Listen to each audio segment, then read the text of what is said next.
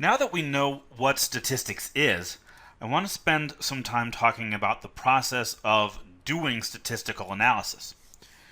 The first step in doing any kind of statistical reporting is determining what it is you want to know. Now, this may seem like a trivial step, but it's actually one the professional pollsters and researchers invest a lot of time in. Pollsters, for example, want to make sure that their questions don't have any bias. That is, that they don't accidentally suggest an answer. For example, a question like, if you knew that Senator Jones had been indicted for tax evasion, would you be more or less likely to vote for him? The first part of the question establishes a connection between the senator and a crime in the minds of the person being asked the question that's going to indirectly influence their opinion and therefore their answer. Now, the second step in the process is determining the source of your data. It often isn't possible to survey an entire population. Even small states, for example, have populations in the hundreds of thousands, so you'll need to limit your research to a sample or subset of the whole population. Coming up with a method for getting a sample that represents an entire population is the second major hurdle faced by statistical researchers. This is another area where they have to take great care to avoid introducing any kind of bias into the selection process. For example, if you wanted to get information about voter preferences in Michigan, it would be easy just to take your sample from people living in cities because they're easy to get to. The problem with that approach is that the opinions of people living in rural areas outside of cities may be very different from the opinions of people living in large cities, and those opinions wouldn't be represented in your results. Now, once you've collected your data, you're ready to start analyzing it. What I've referred to here as exploring the data can mean a lot of different things. You could sort the data and look for outliers, that is to say values that are unusually large or small. You can look to see if the values are evenly distributed or if they kind of form groups or clumps. You could try creating graphs from the data to get a more visual perspective on the results. There's a variety of things you can do here, many of which we'll be talking about in later lectures. So now that we have a basic understanding of the data, we're ready to make specific choices about how the results should best be presented. That might be by looking at statistics, like the average and standard deviation.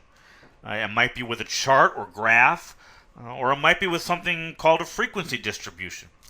Now, at this point, the direction you go is going to be determined by a combination of the researcher's experience presenting results and the expectations of the people who are going to actually be using those results. Finally, you'll want to decide whether or not the results are statistically significant.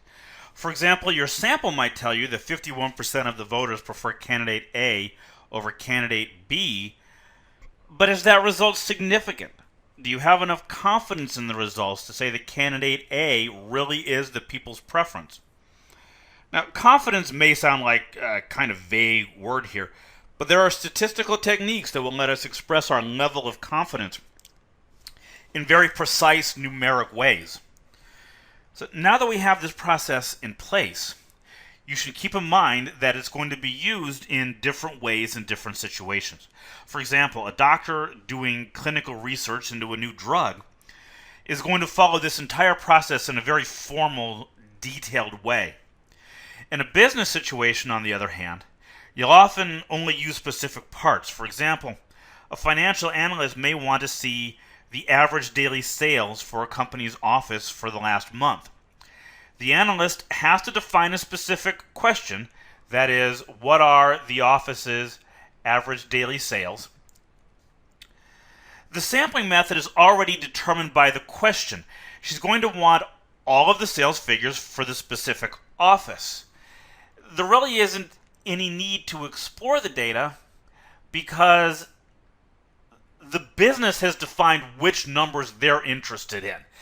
The managers of this company have decided that average daily sales is a number that's important to them, and that's what they want to see in their reporting.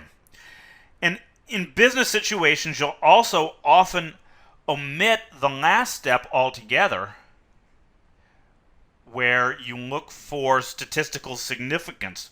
Corporate managers and executives will usually just apply their personal judgment and experience in interpreting numeric results rather than trying to use specific statistical techniques.